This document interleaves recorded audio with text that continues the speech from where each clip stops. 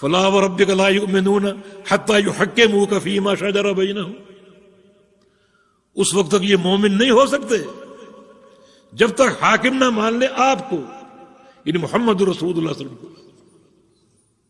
کس چیز میں؟ فیما شجر بینہم، اپنے اختلافات میں۔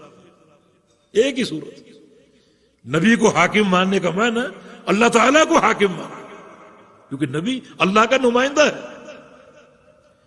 جب تک اپنے اختلافات میں آپ کو حاکم نہیں مان لیتے اس وقت تک یہ مومن نہیں ہو سکتے۔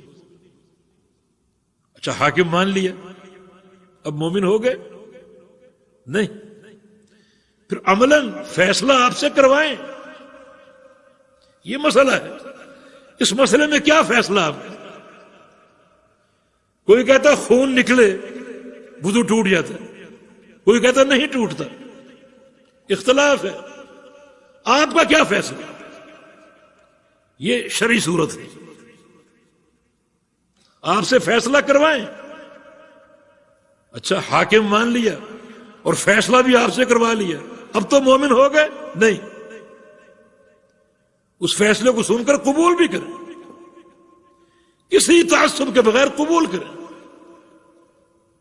چلے حاکم بھی مان لیا، فیصلہ بھی کروا لیا اور قبول بھی کر لیا، اب تو مومن ہو گئے؟ نہیں۔ ثم لا یجدوا فی انفسہم حرجا مما قضیت، اس فیصلے کو سن کر اپنے دل میں ذرہ برابر کھٹک بھی محسوس نہ کریں، تنگی بھی محسوس نہ کریں۔ اللہ تعالیٰ کا حکم ہونا، وَيُسَلِّمُوا تسلیما، اور اس کو قبول کریں دل کی گہرائیوں سے۔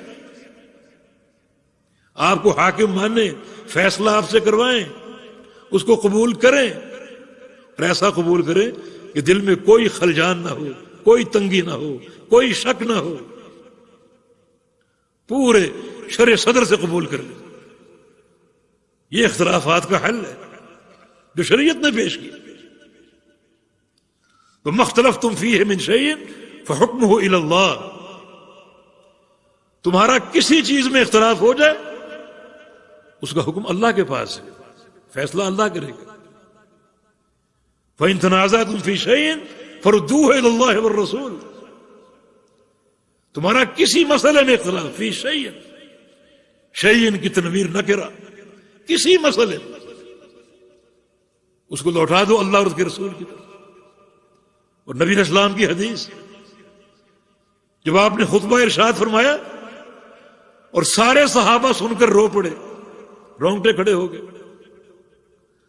فقال قائل کأنها موعظة مودع، کسی شخص نے یہ کہہ ڈالا کہ لگتا ہے آپ کی آخری نصیحت ہے، لگتا ہے آپ کا آخری وقت آ گیا، اتنی بلاغت، اتنا مؤثر خطبہ، فماذا تعهد الینا، ہمیں آپ کیا وصیت فرمائیں گے؟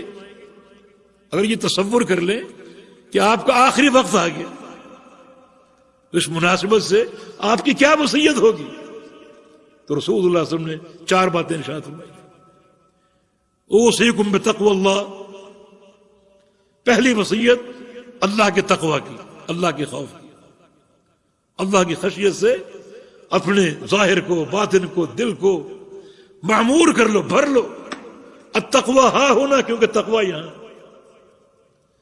تقوی زبانی دعوے کا متقاضی نہیں ہے، بلکہ تقوی انسان کے دل میں ہوتا ہے۔ والسمع والطاعة ولو أمر عليكم عبد حبشي مجدع، اور تمہارا حاکم جو بھی ہو، حبشہ کا غلام ہو، اس کا سر منقے جیسا ہو، مگر اس کی بات کو سنو اور اس کی اطاعت کرو۔ انما الطاعۃ فی المعروف، البتہ یہ قانون یاد رکھنا، اطاعت معروف میں، معروف سے کیا مراد؟ وہ امر جس کو شریعت جانتی ہو، جو کتاب و سنت کے مطابق ہو۔ یہ 2 وصیتیں، اور تیسری کیا ہے؟ وَمَن يَعِشْ مِنْكُمْ بَعْدِي فَسَيَرَى اخْتِلَافًا كَثِيرًا فَعَلَيْكُمْ بِسُنَّتِي وَسُنَّةِ الْخُلَفَاءِ الرَّاشِدِينَ الْمَهْدِيِّينَ تَمَسَّكُوا بِهَا وَعُضُّوا عَلَيْهَا بِالنَّوَاجِذِ، کہ میرے بعد تم بڑے اختلافات دیکھو گے، ہر مسئلے میں، عقیدے کے مسائل میں، احکام میں، معاملات میں۔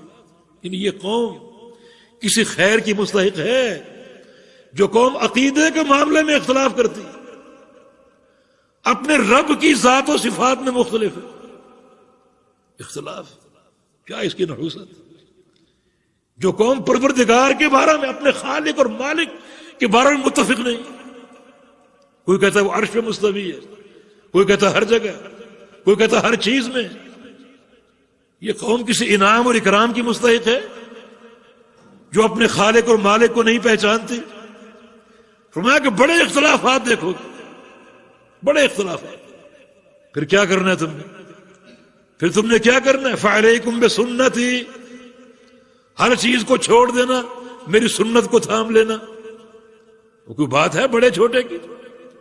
بات ہے کسی فرقے اور مسلک کی؟ نہیں، سب چھوڑ دینا، میری سنت کو تھام لینا.